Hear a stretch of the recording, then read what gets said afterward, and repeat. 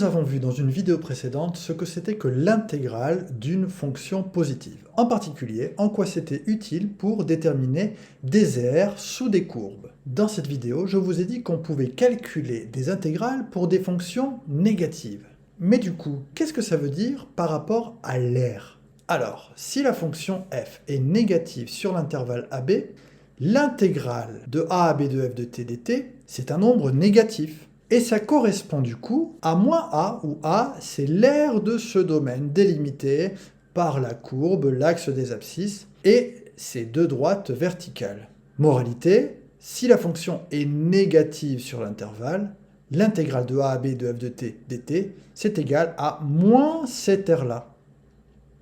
Donc, si la fonction est parfois positive, parfois négative, comme celle que j'ai tracée ici, eh bien l'intégrale de a jusqu'à b, ça sera la somme des aires des domaines au-dessus de l'axe des abscisses, moins les aires en dessous de l'axe des abscisses. L'intégrale de a à b de f de t dt sera donc égale à cette aire-là, moins cette aire-là, plus cette aire-là, moins cette aire-là.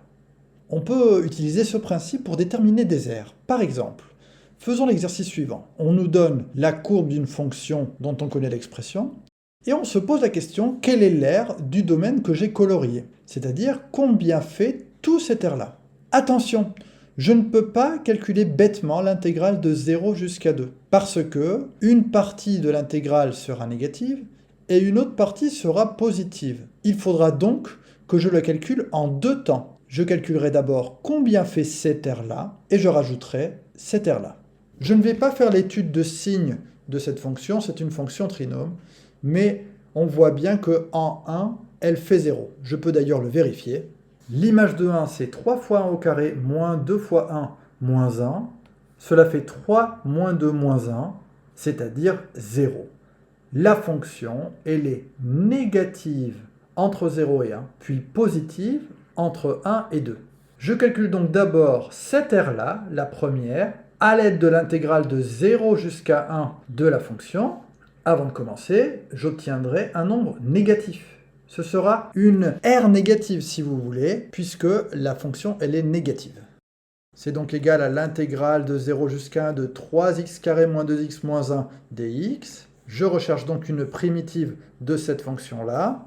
C'est donc 3 fois une primitive de x carré, c'est 1 tiers de x au cube, moins 2 fois une primitive de x, c'est 1 demi de x carré, moins x qui est une primitive de 1. Je calculerai l'image en 1 moins l'image en 0, mais simplifions d'abord tout ça. Cela fait x au cube moins x carré moins x, et je ferai l'image en 1 moins l'image en 0.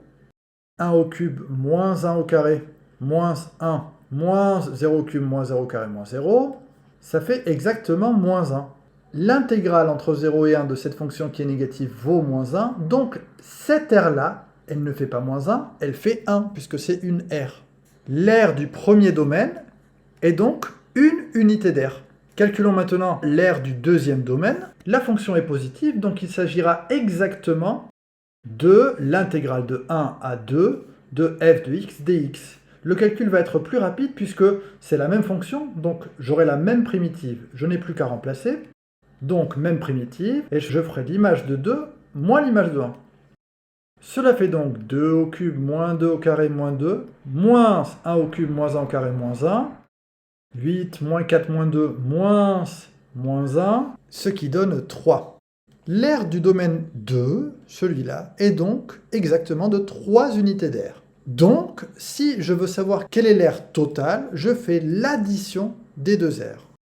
Et donc l'aire totale elle vaut 1 plus 3, c'est-à-dire 4 unités d'aire. Attention, je n'ai pas calculé l'intégrale de 0 à 2, puisque l'intégrale de 0 à 2 serait moins 1 qui était exactement l'intégrale, plus 3, donc ça fait 2. Ce que j'ai calculé, c'est l'aire totale. Et pour cela, j'ai pris les aires positives, et ensuite pour les valeurs sous la courbe, j'ai calculé les aires en passant à l'opposé. Voyons maintenant une dernière propriété en calculant ce qu'on appelle la valeur moyenne. Alors, f est une fonction qui est continue sur un intervalle i. Elle est tracée ici par sa courbe sur cet exemple. A et b sont deux nombres tels que a est plus petit que b, comme d'habitude.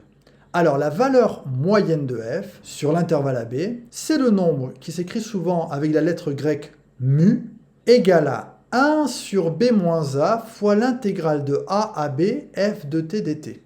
Donc c'est l'intégrale multipliée par 1 sur b moins a. À quoi cela correspond-il? Eh bien, dans le cas d'une fonction qui est positive, la valeur moyenne de f sur l'intervalle AB correspond à la hauteur mu, c'est cette hauteur-là, la valeur moyenne, telle que le rectangle de dimension mu et b moins a, c'est-à-dire le rectangle vert ici, il est la même aire que l'intégrale du domaine D, c'est-à-dire l'intégrale de la fonction de a à b. Pourquoi c'est vrai? Je sais que l'aire du domaine D, c'est l'intégrale de a à b de f de t dt. Et si je veux que ce rectangle, il ait la même aire, l'aire du rectangle, c'est égal à sa hauteur, que je peux appeler h, multipliée par la largeur. Sauf que la largeur, c'est cette largeur-là, ça vaut b moins a. Si je recherche donc la valeur pour laquelle l'aire du domaine va être exactement égale à l'aire du bon rectangle, là, j'aurai donc égalité entre cette valeur-là et cette valeur-là. Autrement dit, h fois b moins a doit forcément être égal à l'intégrale de a à b de f de t dt. En isolant mon inconnu, qui est la hauteur h telle que cette égalité soit vraie, j'obtiens que ma hauteur h doit forcément être égale à 1 sur b moins a fois l'intégrale de a à b de f de t dt. Tout ceci en divisant par b moins a. Et donc, j'obtiens que h doit forcément être égal à ce qu'on appelle la valeur moyenne.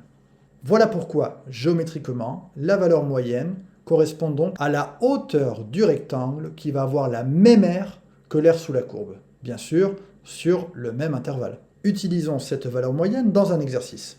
Alors, le profil d'un terrain peut être modélisé par une fonction définie sur 0, 600 par cette formule-là. F de x est égal à x carré sur 1600 moins x sur 4 plus 125.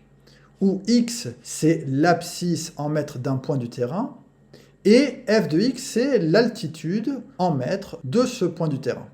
Je reprécise donc que là, on est en train de voir un terrain de profil. Alors, on souhaite niveler ce terrain de façon à ce que les remblais équilibrent les déblais et ainsi obtenir un terrain plat. C'est-à-dire, mon terrain, je suis en train de le voir de profil, tout ça c'est de la terre, et je souhaite à la fin obtenir un terrain complètement nivelé, dans une situation à peu près comme ça, où cette partie-là, donc, aurait été versée ici. Donc si je prends des machines et que je nivelle mon terrain, la question c'est quelle va être l'altitude finale du terrain. Autrement dit, l'altitude finale que je recherche, c'est la valeur moyenne de cette fonction entre 0 et 600.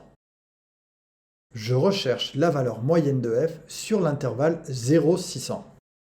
Par définition, c'est donc égal à 1 sur la largeur de mon terrain, 600 moins 0, fois l'intégrale de 0 jusqu'à 600 de ma fonction.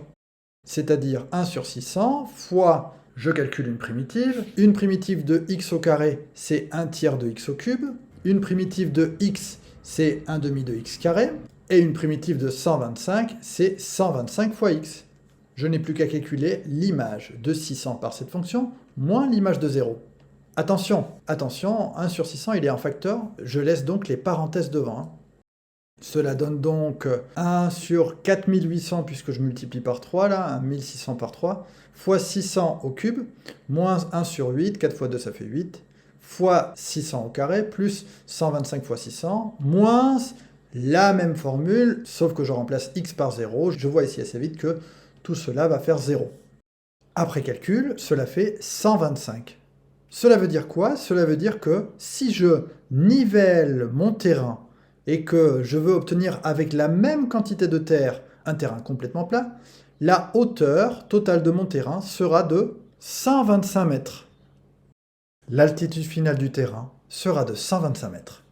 La valeur moyenne peut être utilisée aussi dans des contextes qui ne soient pas forcément géométriques. Ainsi, si la fonction f représente une certaine grandeur, par exemple le nombre de malades au cours du temps pour une certaine épidémie, ou alors le bénéfice réalisé par une entreprise alors que x correspond au nombre de pièces produites, je peux utiliser cette formule pour obtenir la valeur moyenne qui correspond à ces grandeurs-là, le nombre moyen d'individus malades au cours d'une certaine période, ou le bénéfice moyen réalisé pour X variant dans certains intervalles. Bon travail!